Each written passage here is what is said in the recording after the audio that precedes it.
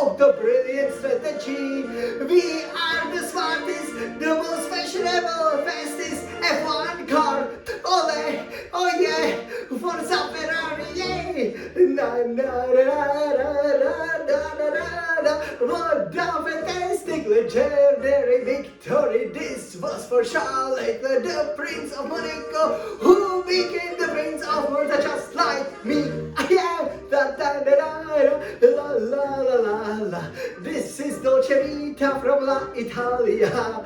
We hope you enjoyed this fantastic race, which was great in Monza, the Temple of Speed for Ferrari. Yay! So yeah, you guys. Wow, what a fantastic victory. I cannot believe, what has just happened. This was a dream. Obviously, haven't won in Monza since 2019. And, now it's happened again. So we will tell you everything in this super exciting race reaction about how we just destroyed, basically, the competition, because this was a real race. It's so much fun, when Formula 1 is very close. And it was decided by the brilliant strategy, I would say, but also by the brilliant racecraft, right? Just like I was saying. So overall, from our perspective, I have to say, qualifying 4th and 5th, that wasn't the best, right? You could see, during that exclusive race, which I posted, I was basically dominating Monza. I've always won it, right? 4 wins out of 4 starts for Scuderia Ferrari. I'm unbeaten, in Monza. It's basically one of the, only 3 tracks, on F1 calendar that I've always won racing for Ferrari, because it gives you, so much pleasure. You can see, I was just sweating because I just did a brilliant race, and yeah, it's so amazing. I have to say the race really came alive, in the second half, and at the beginning, the start was very decent, right? So it was important to make up some positions, because in qualifying, just 0.15 seconds or 0.16 seconds separated, obviously, the pole position, the McLaren's Norris from Lewis Hamilton, the future Ferrari driver. And I think he probably would have won a race like this, because it was all about the tire management, right? So, all of the front runners started on the mediums, Red Bulls, who basically were, uncompetitive. It's so great to see they started on the hards from 7 and 8, and we don't need to mention them because they didn't feature. At the start it was great, that Russell got too greedy, so, one Mercedes was out of the picture, and, Leclerc and Sainz were then able to move to 3rd and 4th behind the McLarens, right? And then obviously, because they are the 2 younger boys, right? They would fight with each other. Obviously, Norris, his weakness is at the beginning. He started well from pole, but then couldn't hold the lead. And once Piastri got through, he got a snap, and Leclerc snatched the 2nd position. I think this was actually the key, to the race, because Piastri is not really as fast as Norris, in my opinion. So, we were able to keep up with them, right? And Sainz, also did a pretty good job. And, the tire degradation, I was very surprised, because obviously, there is this new, surface, right? The Monza was resurfaced. It also was the trees, sadly, as there were some natural disasters, but overall, it's always a one-stop race. Let's be honest with each other, right? You know it. Just watch all of my races, right? So it's always a one-stop race. So basically, like what I would do personally, is to start on the mediums, right? And that gives you the choice. Okay, the degradation is high, is a little bit higher. You switch to hards. If not, go over half of the race distance. When you get to lap, close to 30, 31, 32, 33, put on the softs. And then go for it. But obviously, they always avoid the soft spot. I don't know exactly why, because pretty good race tire. But anyways, for us, I was surprised that lap 13, 14, 15, they started stopping for the new tires, because I was like, this is way too early, isn't it? You shouldn't be stopping for the new tires. Why is that? Because you obviously want to extend the stint. You are basically going to the pit lane, whereas, you are basically going over 300 kilometers per hour down the straight, while you just at 60 kilometers per hour down the pit. So it's not as, the shortest pit lane, right? So it loses you about 25 seconds. And, because it's basically, just going straight, right? Monza is, to me, a very enjoyable track, because you can really feel how fast the F1 car is. There are not so many turns. So basically, no matter how warm the tire is, you're just gonna go fast on the straight anyway. You just need to get a good launch, of the turns, right? And if you soft on the, smooth, with your controls, especially coming out of the corners, right? So you don't, for example, deploy the battery immediately, or you don't, for example, go on the throttle too hard, you can easily, extend the life of the tire. So, I guess McLaren just wanted to undercut us. I think there was a little bit of a mistake from Ferrari to react to that. Leclerc could have stayed as long as Sainz, because again, he had a really good pace. Sainz stayed basically until lap 20 on the medium tires. Leclerc, I believe it was lap 16, right? So pretty impressive that he was able to do 37 laps, but yeah, definitely possible with a hard tire. The degradation is still low at Monza, so I was really happy. Then basically, so what was happening was that Piastri kept the lead, right? Norris, has then gotten ahead, but Leclerc was always there, right? And obviously Sainz was leading for a while, and then it was clear he would be one stopping.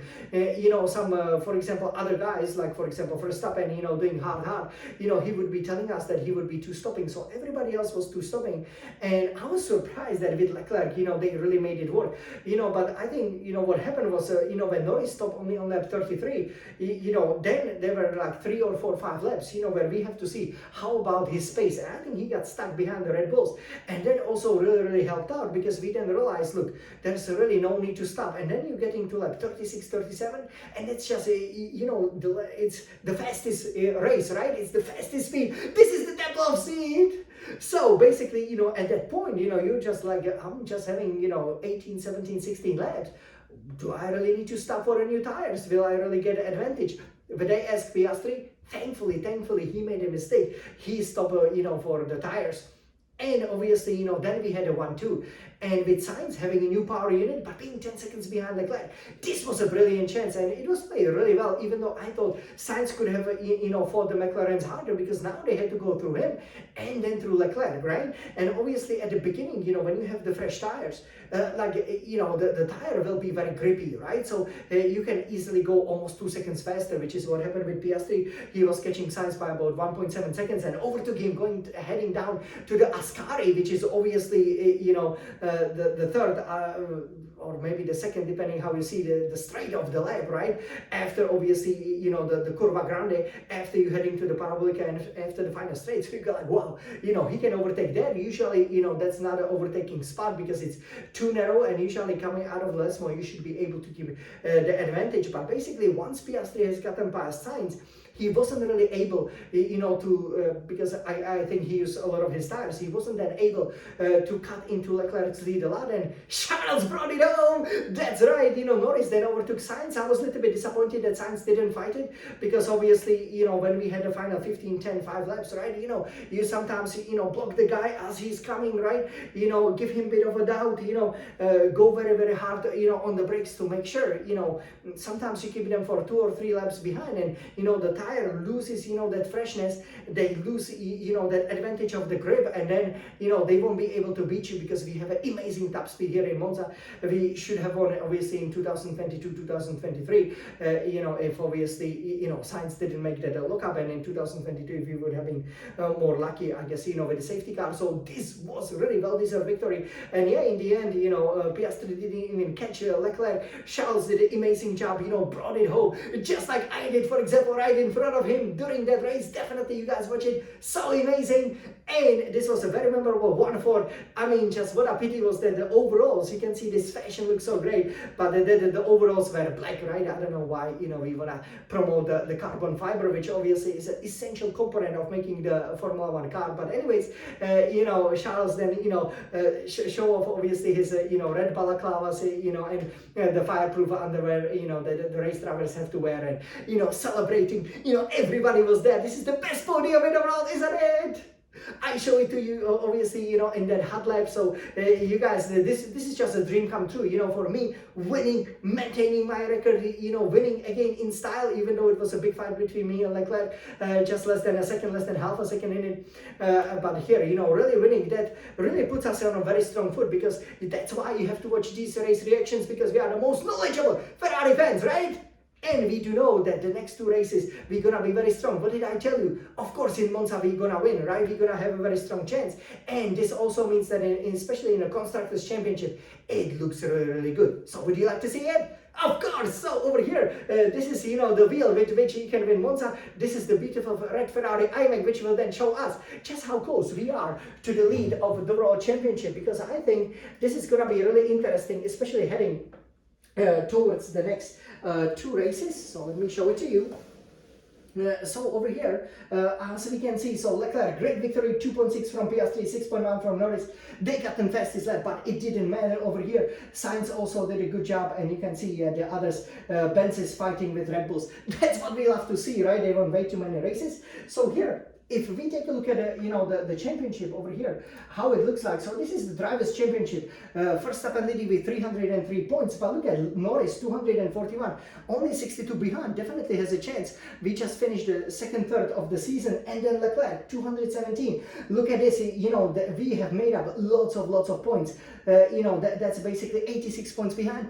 It's a long shot, but we can be there. Piastri, 197, pulled it a bit clear of Sainz with 184. Hamilton, the new Ferrari driver, 164, and then you can see Perez, 143. Russell, 128, really losing it before the Aston boys, 50 for Alonso, and just half, 24 for Stroll, as you would expect. And this is the celebration, the best podium in the world, and it's looking really great. In the Constructors' Championship, I think Red Bull will lose the lead over the next two races, even though we will see it will be obviously the street circuits, so we will see with Red Bull Racing 446 points, McLaren 438, but we have 407. The next two tracks are our tracks, Baku and of course Singapore. You can see so many videos from Singapore. 39 points behind, we definitely there. Mercedes-Benz 292, and others do not even have 100 points. So everything to play for. Now we are within one race distance. Obviously over here, 39 points. You can win. You can get 44 points for a victory. 88 up for grabs. We definitely should be, making sure that we are overtaking Red Bulls and bringing the fight to McLaren's. And congratulations, Leclerc, 7th win for Scuderia Ferrari, 2nd in Monza. Obviously will be a legend, with this victory for pretty much a long time. That is definitely for sure. And in order to celebrate the greatness, really great tire management, really great overall pace, and the memorable Ferrari victory. Now let's sing for the one final time the national anthem, obviously of Italy, right? You heard that in Monaco, but really, we are Ferrari fans. So everybody, let's sing with us, because this is the most amazing day. This is the most important race for us to win. So we are so happy that we can celebrate. Everybody was singing. You could see, all of the fans coming there and really celebrate, because Ferrari is back with superior force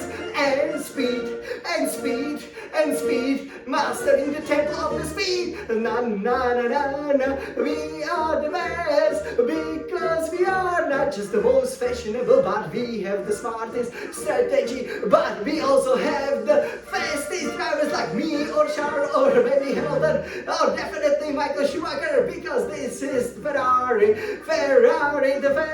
the most best, the best car in the world. Ferrari won in Monza. Everybody will remember 2024. It's Forza Ferrari's win. Yay! And with this wonderful song, thank you very much everybody for watching our race reaction. I hope you guys really enjoyed. 2024 Formula 1 season has now finished the second third. We are waving goodbye to Europe, and now we will go all around the world for the final third of the season, as we are chasing the constructors, possibly even the drivers' championship. Forza Ferrari!